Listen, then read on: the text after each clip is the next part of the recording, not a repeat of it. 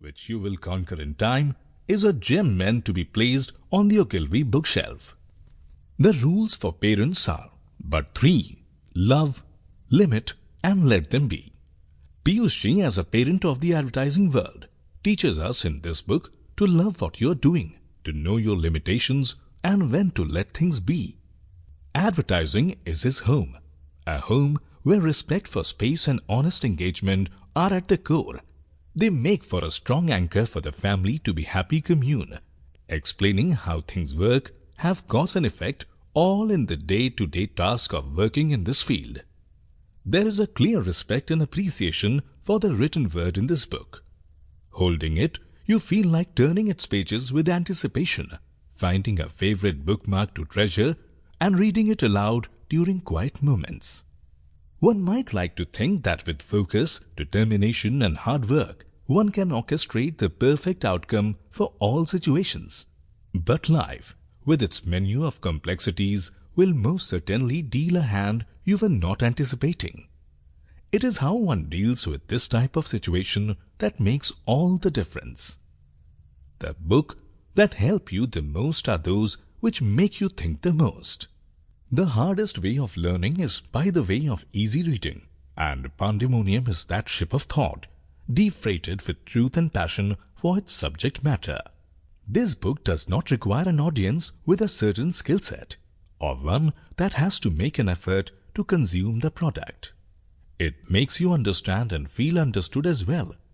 It is the precious lifeblood of a master spirit. The further you delve into it, the more it begins to make sense. It confirms the belief that one book, one pen, one child, or one teacher can change the world. It is the axe for a frozen sea. My own personal experiences in working with this most vibrant mind have been educative and enlightening. I do believe that those who read this book would have a similar sentiment. I extend my most fervent wishes to Piyush, not just for this reading, but for the continuation of his effervescent presence and delightful company, a rarity in today's times.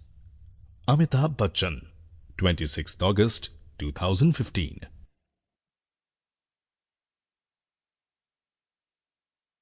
Preface. I can never forget that freezing cold winter morning in Jaipur when I was 5 years old, waking up at 5 to a deep and melodious voice singing, चिड़िया चूं चूं करके बोली, भोर निकल कर आई क्या, बिटिया पड़ी बिछौना पूछे, अम्मा चाय पकाई क्या. In English, this verse translates to, little birds are chirping as the sun rises. My little baby, tucked up in her bed, asks, Mother, is the tea cooked? The voice that rang through the house belonged to my father. The target audience was my mother. The verse was created spontaneously, provoked by my sister asking my mother if the tea was cooked. Cooked tea? Sounds strange. My father didn't correct my sister, choosing to go with the flow. Each morning in Jaipur was equally magical, as my father almost serenaded my mother with poetry made up on the spur of the moment, in response to something he had just seen or heard. This morning, the inspiration was my sister's use of the word cooked with tea. It could have been anything else, like birdsong, like weather, smells from the kitchen, the color of the sky, or the pattering of rain. This is how the day began for my 8 siblings and me. My father's daily dose of childish, impulsive, and entertaining verse was our wake-up call. Compare this to the jarring sound of the modern-day alarm clock, and I'll take the cooked tea any day. One by one, as we woke up, we would rush to the kitchen, get a cup of tea, and find some room in a corner of our father's quilt for an early morning snuggle and hug. As we sipped on the tea, he would recite poetry peppered with analogies that taught us simple things about life. My mother would be in and out, serving tea continuously, and chipping in with her own creations or with corrections to father's verse, if she believed that he had got it wrong.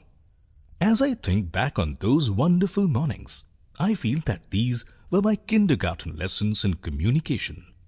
Whatever you say it with respect for the audience. Say it in a context that the audience can understand. Say it spontaneously. Say it without fear.